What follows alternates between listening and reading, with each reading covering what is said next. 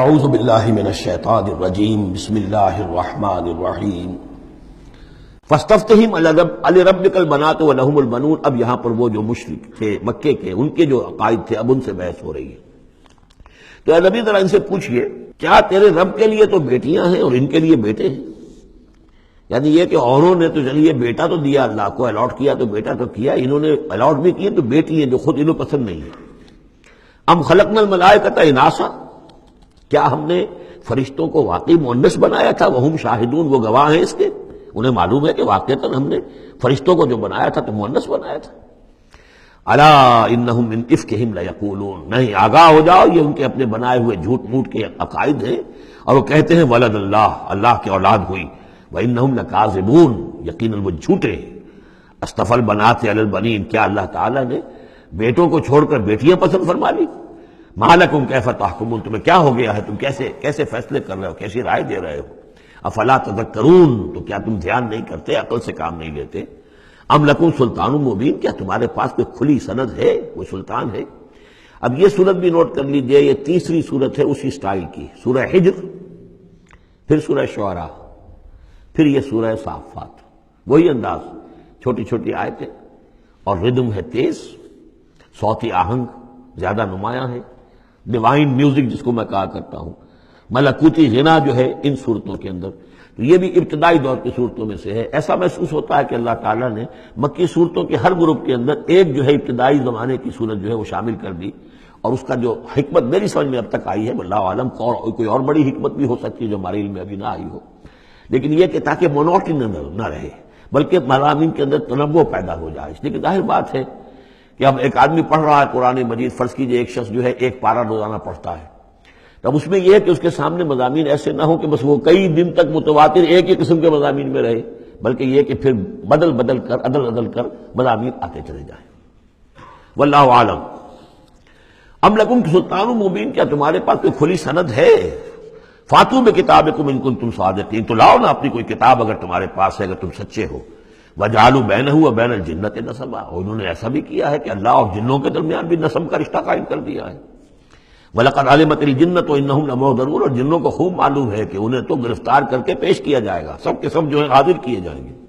سبحان اللہ عما یصفون، اللہ پاک ہے ان تمام چیزوں سے جو یہ بیان کر رہے ہیں۔ الا عباد اللہ المخلصین، سوائے اللہ کے وہ بندے، وہ جنات میں بھی ہوں گے انسانوں میں بھی ہوں گے، اللہ تعالیٰ جنہیں اپنے لیے خالص کر لیتا ہے۔ فَإِنَّكُمْ وَمَا تَعْبُدُونَ، تو تم اور وہ کہ جن کو تم پوجتے ہو، وَمَا أَنْتُمْ عَلَيْهِ بِفَاتِنِينَ، اور کسی کو اس کے ہاتھ سے بہکا کر نہیں لے سکتے، الا من هو صال الجحیم، سوائے اس کے کہ جو خود گرنے والا ہے جہنم کے اندر۔ وما منا الا له مقام معلوم، اب یہ جو ہے یہاں پر جو اس صورت کے شروع کا معاملہ تھا اس کے ساتھ اب جڑ کر یہ بات آ رہی، والصافات صفا فالزاجرات زجرا فالتالیات ذکرا، وہ فرشتے جو صفیں باندھ کر حاضر رہتے ہیں اللہ کے حضور میں، پھر جس کو حکم ہوتا ہے عذاب الہی کہیں بھیجنے کا تو وہ ڈانٹتا ہے، اور اس کی چنگھاڑ جو ہے اسی سے وہ پھر قومیں اور بستیاں ہلاک ہوتی ہیں۔ فالتالیات ذکرا، جن کو حکم ہوتا ہے وہ اللہ کے ذکر کی تلاوت کرتے ہوئے اللہ کے نبیوں تک اس کو پہنچاتے ہیں پیغامات کو۔ اب وہاں ان کی طرف سے وما منا الا له مقام معلوم، ہم میں سے کوئی نہیں ہے، یہ فرشتوں کی طرف سے کہا جا رہا ہے، مگر یہ کہ اس کا ایک ٹھکانہ مقرر ہے۔ دربار میں کوئی 5000 ہے، کوئی 10,000 ہے، کوئی 30,000 ہے، ایسے ہر ایک کا ایک مقام معلوم ہے، مرتبہ مقام معین ہے۔ ملائکہ مقربین ہے، ملائکہ اعلیٰ ہے، ملائکہ تو دنیا ہے، ملائکہ اسفل ہے، یہ سب کے سب ہے۔ وما منا الا له مقام معلوم وانا لنحن الصافون، اور ہم تو سب کے سب صفیں باندھے ہوئے مستعد کھڑے ہوتے ہیں۔ وانا لنحن المسبحون، اور یقیناً ہم تو سب کے سب تسبیح کرنے والے ہیں پروردگار کی۔ وَإِن كَانُوا لَيَقُولُونَ لَوْ أَنَّ عِندَنَا ذِكْرًا مِنَ الْأَوَّلِينَ لَكُنَّا عِبَادَ اللَّهِ الْمُخْلَصِينَ، اور یہ لوگ تو کہا کرتے تھے، بہت زور دے کر کہتے تھے، قسمیں کھا کر کہتے تھے، اگر جیسا کہ پہلوں کے پاس ذکر آیا تھا، اگر ہمارے پاس بھی آیا ہوتا، لَوْ أَنَّ عِندَنَا ذِكْرًا مِنَ الْأَوَّلِينَ لَكُنَّا عِبَادَ اللَّهِ الْمُخْلَصِينَ، تو ہم تو سب کے سب اللہ کے بڑے نیک اور مخلص بندے بن گئے ہوتے۔ فَكَفَرُوا بِهِ فَسَوْفَ يَعْلَمُونَ، اب جب وہ ذکر آ گیا ہے تو اس سے کفر کر رہے ہیں، اس کا انکار کر رہے ہیں، تو ان قریب یہ جان لیں گے کہ اس کی کیا پاداش ان کو بھگتنی پڑے گی۔ وَلَقَدْ سَبَقَتْ كَلِمَتُنَا لِعِبَادِنَا الْمُرْسَلِينَ، یہ آیات بھی بہت اہم ہے فلسفہ قرآن کے اعتبار سے، رسولوں اور نبیوں میں ایک بنیادی فرق یہ ہے، نبی کے لیے لازم نہیں ہے کہ اللہ کی مدد آئے اور اسے غلبہ دیا جائے، نبی قتل بھی ہو سکتے ہیں، حضرت یحییٰ قتل ہو گئے، حضرت زکریا قتل ہو گئے، لیکن رسول کو قتل نہیں کیا جا سکتا، رسول مغلوب نہیں ہوگا۔ جیسے ہی محسوس ہوگا کہ قوم غالب آ رہی ہے، رسول مغلوب ہو رہا ہے، رسول اور اس کے ساتھیوں کو بچا لیا جائے گا اور پوری قوم کو غرق کر دیا جائے گا یا برباد کر دیا جائے گا۔ یہ اللہ کا قاعدہ قانون ہے رسولوں کے بارے میں۔ وَلَقَدْ سَبَقَتْ كَلِمَتُنَا لِعِبَادِنَا الْمُرْسَلِينَ، یہ بات تو ہماری پہلے سے طے شدہ ہے اپنے ان بندوں کے لیے کہ جن کو ہم رسول بنا کر بھیجتے ہیں، عبادنا المرسلین، انہم لہم المنصورون، یقیناً ان کی مدد کی جائے گی۔ اور میں یہ صیغہ جو ہے مستقبل کا بول رہا ہوں، اصل میں تو اب وہ بات ختم ہو چکی محمد الرسول اللہ صلی اللہ علیہ وسلم پر، لیکن ماضی میں یہ اللہ کا قاعدہ اور قانون رہا ہے رسالت کے بعد میں۔ وَإِنَّ جُنْدَنَا لَهُمُ الْغَالِبُونَ، اور یقیناً ہمارا لشکر جو ہے وہی غالب آ کر رہے گا۔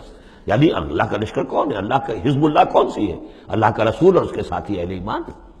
محمد الرسول اللہ والذین معہ، یہ کون تھے؟ یہ حزب اللہ تھے، اپنے وقت کے حزب اللہ یہ ہے۔ اور عیسیٰ اور ان کے ساتھ ان کے حواری یہ کون تھے؟ یہ اس دور کی حزب اللہ ہے۔ فَتَوَلَّ عَنْهُمْ حَتَّىٰ حِينٍ، تو اے نبی ذرا آپ رخ پھیر لیجئے ان سے ایک وقت تک کے لیے، آپ زیادہ ان کی یہ استہزاء کریں، تمسخر کریں، آپ پرواہ نہ کریں، آپ اپنا رخ ہی پھیر لیجئے۔ وَأَبْصِرْهُمْ فَسَوْفَ يُبْصِرُونَ، تو آپ بھی ذرا ان کو دیکھتے رہیے، آپ اعراض کر کے ذرا پھر انتظار کیجئے، دیکھتے رہیے دور سے۔ فَسَوْفَ يُبْصِرُونَ، تو قریب یہ بھی دیکھ لیں گے۔ أَفَبِعَذَابِنَا يَسْتَعْجِلُونَ، تو کیا یہ ہمارے عذاب کی جلدی مچا رہے ہیں کہ لے آؤ محمد عذاب صلی اللہ علیہ وسلم۔ فَإِذَا نَزَلَ بِسَاحَتِهِمْ فَسَاءَ صَبَاحُ الْمُجْرِمِينَ منذرین، پھر جب وہ عذاب اترے گا ان کے میدان میں، ساحہ کہتے ہیں بڑے میدان کو، کہ جیسے گھر ہیں اور اس کے درمیان میں کوئی بڑا جو ہے پارک ہے جیسے ہمارے ہاں ہوتے ہیں۔ فَإِذَا نَزَلَ بِسَاحَتِهِمْ، جب ان کے اس بڑے میدان میں وہ اترے گا وہ عذاب، فَسَاءَ صَبَاحُ الْمُنذَرِينَ، تو وہ بہت بری صبح ہوگی ان کے لیے جن کو خبردار کر دیا گیا تھا۔ وَتَوَلَّ عَنْهُمْ حَتَّىٰ حِينٍ، پھر دوبارہ اے نبی ابھی ذرا آپ ان کی طرف سے آپ رخ پھیر لیجئے، ان کے انکار سے زیادہ دلگیر بھی نہ ہو، ان کے انجام کے بارے میں زیادہ صدمہ بھی نہ کریں۔ وَلَا تَحْزَنْ عَلَيْهِمْ، آپ ان کے بارے میں رنج و افسوس بھی نہ رکھیں۔ فَلَعَلَّكَ بَاخِعٌ نَفْسَكَ أَلَّا يَكُونُوا مُؤْمِنِينَ، آپ اس صدمے سے اپنے آپ کو، اپنی جان کو نہ بھلائیں کہ یہ ایمان نہیں لا رہے۔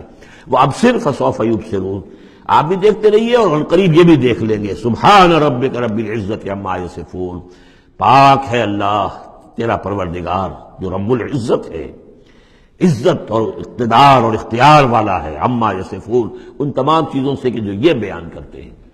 یہ نوٹ کرنے والی بات ہے کہ وصف اسی سے یصفون بنا ہے اور دوسری صفت بنا ہے۔ قرآن مجید میں اللہ کے لیے یہ لفظ استعمال ہوتا ہے صرف لوگوں کی طرف سے۔ اللہ تعالیٰ نے اپنی کوئی صفت قرآن میں اس ایجابی یا مثبت طور پر بیان نہیں کی ہے۔ ویسے ہم احادیث میں لفظ ہے، لیکن یہ کہ یہ بات نوٹ کر لیجیے، قرآن میں صرف نام آتا ہے، لہ الاسماء الحسنی، اس کے ہیں تمام اچھے نام۔ اللہ کے لیے صفت کا لفظ کہیں واضح طور پر صراحتاً جو ہے وہ نہیں آیا ہے۔ جہاں بھی آیا عما یصفون، جو کچھ یہ اس کو وصف بیان کر رہے ہیں، جو کچھ اس کے بارے میں یہ کہہ رہے ہیں، سبحانہ و تعالی عما یصفون، اللہ اس سے پاک ہے، بلند و برتر ہے۔ وسلام علی المرسلین، اور سلام ہو تمام رسولوں پر، والحمد للہ رب العالمین، اور کل حمد بلکہ کل شکر زیادہ موضوع ہے اللہ کے لیے ہے جو تمام جہانوں کا مالک اور رب ہے۔ صدق اللہ العظیم۔